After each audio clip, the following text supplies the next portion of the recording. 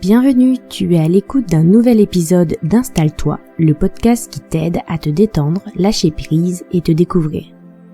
Je m'appelle Laetitia, je suis coach et praticienne en hypnose. Je suis là pour t'aider à mieux comprendre ton comportement, tes pensées et partir à la découverte de toi-même. Si ce podcast te plaît, partage-le et laisse une note, un commentaire ou un like pour nous encourager à continuer. Installe-toi confortablement, c'est parti pour l'épisode d'aujourd'hui. Aujourd'hui, je voudrais te parler du fait de prendre une pause. Je ne sais pas ce qui te vient à l'esprit quand je te parle de prendre une pause, mais je t'invite à y réfléchir. Avant, pour moi, une pause était synonyme de récompense. Quand j'aurais fini ma to-do list énorme, je mériterais de faire une pause. La productivité, le fait d'être dans l'action, avait une forte valeur dans mon esprit. Il y avait un lien très fort inconscient entre la notion de productivité, de travail, et celle de valeur, de mérite. En prenant une pause, on est alors inactif. Enfin, c'est comme ça que l'interprétait mon cerveau, parce qu'en réalité, c'est très dur d'être inactif. Enfin, c'est très compliqué pour moi d'être inactif. Et être inactif, c'est donc inutile, voire même dévalorisant, si on s'en tient au lien dont je t'ai parlé. Donc vous ne serez pas étonné d'apprendre que pour moi, faire une pause était très compliqué. Et si je te dis que désormais je commence ma journée de travail par une pause? Difficile à croire? Ceci m'aurait été inconcevable il y a encore quelques années. Et pourtant, j'en suis venue à considérer que cela était la meilleure manière de m'organiser pour être plus épanouie et plus productive dans mes tâches. Comment j'en suis venue à ce constat? Alors tout simplement en m'observant. J'insiste souvent sur cette notion de s'observer, mais c'est fondamental si tu veux être plus aligné avec toi-même, mieux te comprendre, de t'observer. Alors voici quelques remarques qui m'ont permis de me décider pour cette organisation. Ça peut te donner des pistes sur ta propre façon de t'organiser, donc de trouver comment faire au mieux des pauses dans ta journée. Alors je ne suis pas du matin, ça c'est un fait. Même si je suis obligée de me lever tôt pour les enfants, je ne suis pas quelqu'un qui est opérationnel dès le réveil.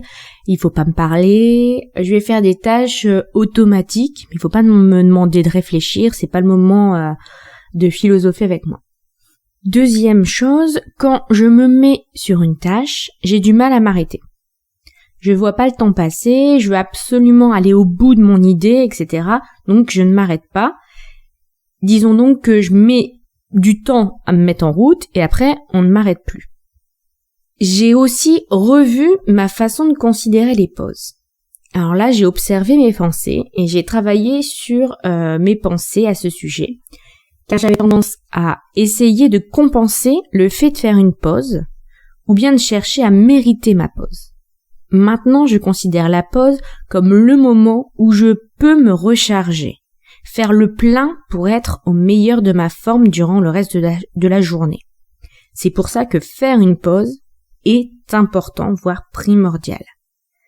Faire une pause te permet de pouvoir te ressourcer, pouvoir refaire le plein pour être opérationnel. Et c'est pas parce que j'ai fait du travail que je mérite de faire une pause. J'ai aussi testé plusieurs façons de faire. J'ai testé de bloquer des horaires dans mon emploi du temps pour faire des pauses, comme si j'avais des rendez-vous. J'ai testé des méthodes comme la méthode Pomodoro. Je sais pas si tu connais, c'est une méthode qui te dit de travailler un certain temps, puis tu fais une pause, etc. Bref, j'ai fait des expériences comme ça. Et rien de tout ça me convenait. Puisque, comme je t'ai dit, j'arrivais pas à m'arrêter, etc. Ce que les premières observations que j'avais faites sur ma façon de fonctionner.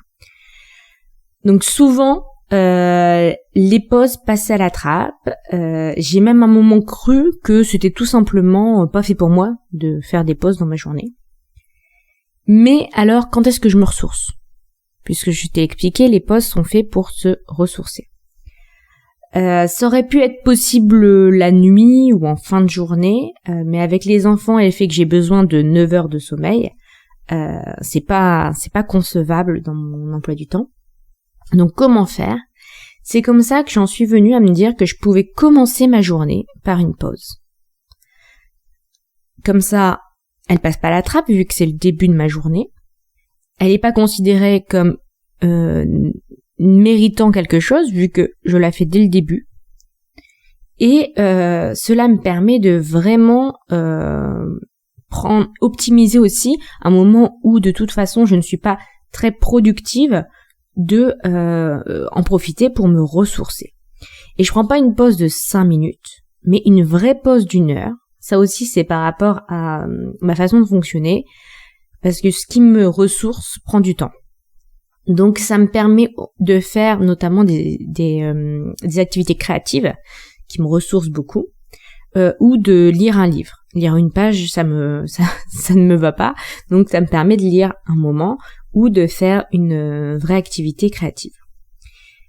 Bref, ça me permet de réellement me ressourcer. Je t'invite d'ailleurs à réfléchir à ce qui te ressource vraiment. Pas ce qu'on t'a dit qui pourrait te faire du bien, mais ce qui vraiment te fait du bien. Et ça t'évitera de surfer sur les réseaux pendant ta pause qui, je ne pense pas, te ressource vraiment. Donc tu l'auras compris, il n'y a pas une organisation préférable, mais simplement de t'organiser selon tes propres besoins et tes contraintes. Ce qui est sûr, c'est que tout le monde a besoin d'une pause, car c'est le moment qui te permet de te recharger. Alors si comme moi tu avais tendance à ne pas vouloir faire de pause, considère ces pauses comme nécessaires pour être la meilleure personne pour toi et aussi pour les autres. Tu verras que rapidement le bénéfice de ces pauses va se faire ressentir. Il suffit que tu le fasses 1 semaine, teste 1 semaine et je suis sûre à 100% que le bénéfice de ces pauses va se faire voir tout de suite si l'organisation, bien sûr, te correspond. C'est pour ça que j'ai insisté sur la façon de faire des pauses. Tu peux commencer donc par t'observer, observer aussi tes pensées, parce que comme je te l'ai dit, moi, il y avait vraiment un lien fort entre le fait de faire une pause, c'était pas méritant, et c'est vraiment en déconstruisant cette pensée que ça m'a permis de considérer les pauses vraiment comme quelque chose de ressourçant. Et tu peux tester même, si tu as du mal à faire des pauses, 5 minutes de pause. Certaines personnes peuvent avoir besoin par exemple de plusieurs fois 5 minutes, c'est comme ça qu'ils se ressourcent le mieux. Je ne peux que te conseiller d'écouter par exemple les épisodes intitulés « Une pause en hypnose » de notre podcast, ça dure 5 minutes à peu près, et c'est vraiment des boosts pour ton bien-être, ça peut être un premier pas pour prendre des pauses et vraiment te faire du bien. J'espère que demain ou même aujourd'hui, tu penseras à prendre une pause et je te dis à bientôt pour un autre épisode. Passe une belle journée.